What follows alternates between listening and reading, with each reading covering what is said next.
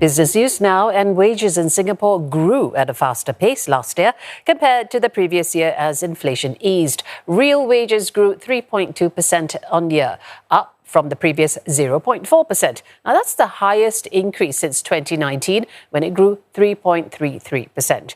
Analysts and the Manpower Ministry expect wages to moderate further amid geopolitical tensions and global trade uncertainties.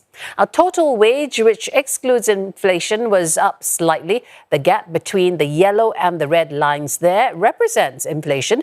The narrowing gap in 2024 indicates inflation easing, but it remained bigger than pre-COVID years. Now, one analyst says the rise in wage growth could be a, quote, reset for the workforce.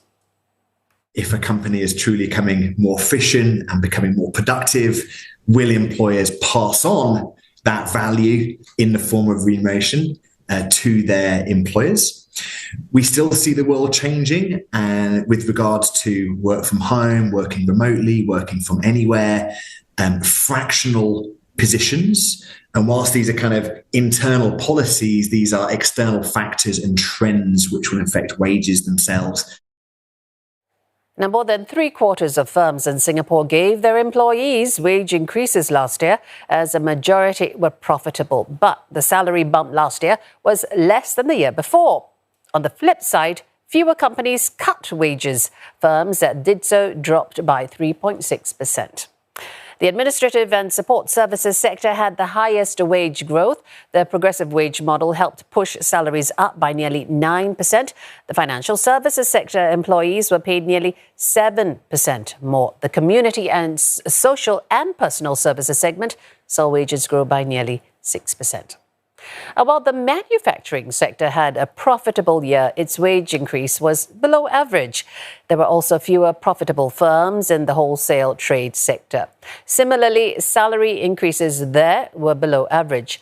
Looking ahead, MOM expects nominal wage growth to moderate, especially in trade-reliant sectors. Observers say this scenario could weigh down on hiring and talent retention.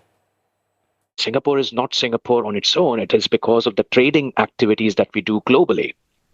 So if those trading activities have an impact, it does impact the way that we look at hikes on salaries. So I think September will be a tricky time for companies to look at what sort of percentages, because we want to retain the good talent, but we also don't want to outblow the cost element of it.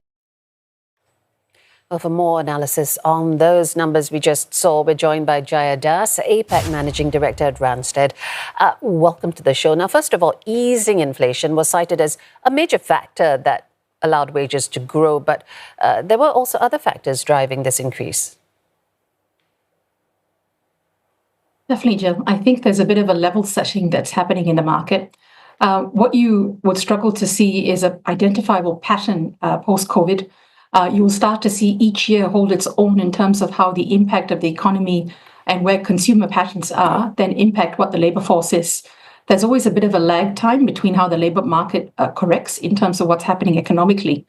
So what you're seeing happen is the 2023 landscape was a reflection of the expansion and growth in 2022 that could not be sustained. So you saw more companies cost-cutting and taking a bit of a back seat.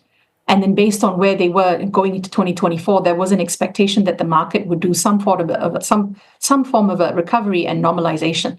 And in that process, you saw companies taking a more targeted approach in going after the talent that they wanted and where they chose to retain, and while they kind of cut back in other areas as well. So that level setting, I think, has helped. And definitely the easing of inflation has put less pressure.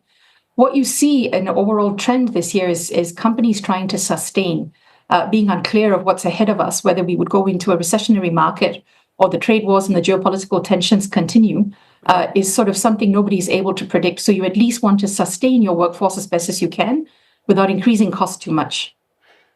Isn't that the sweet spot? I'm wondering, is it too early to see a knock-on effect on the purchasing power, spending habits? Absolutely. You're starting to see articles surface where any form of revenge spending that was there post-COVID has completely slowed down, whether it's in travel, consumerism, and there isn't this optimistic view that we are in a growth pattern. So when you generally have a sentiment that you can't see where growth ahead is, and you can't see where expansion opportunity is, people go into a holding pattern. Right. In other words, the general consumables continue, but luxury products, spending, excess travel, all of these things start to cut back. So you will start to definitely see a slowdown, or rather, you can't expect the same boom that you saw in the previous years recovering from COVID.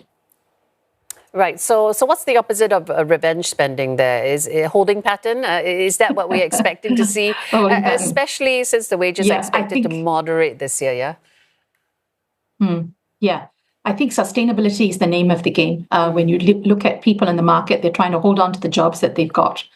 There is definitely a reduction in the kind of redundancies that you see come up because companies are afraid, but they are continuing to restructure and re-engineer, which means they still exist in pockets as companies start to think about where they can invest intentionally, mindfully, and in a sustainable manner.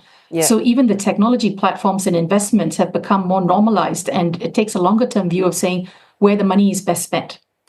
Yeah, almost 80% of those companies is companies that gave their workers increments. How do you expect them to perform this year, maintain that profitability? They would, and that's why that cost projection is there. I think what companies are coming to realize is that the cost of losing a talent and rehiring is far more expensive and a disruption that many cannot afford. So that knowledge transfer, that gap in time to productivity, the team synergies, all of these start to become more critical. And companies are making sure that they want to retain their existing talent to continue with the synergies that they've already built. Yeah, let's talk about the 20% that didn't offer that increase. What were the reasons that they chose not to give that increment last year, and did they make the right choice?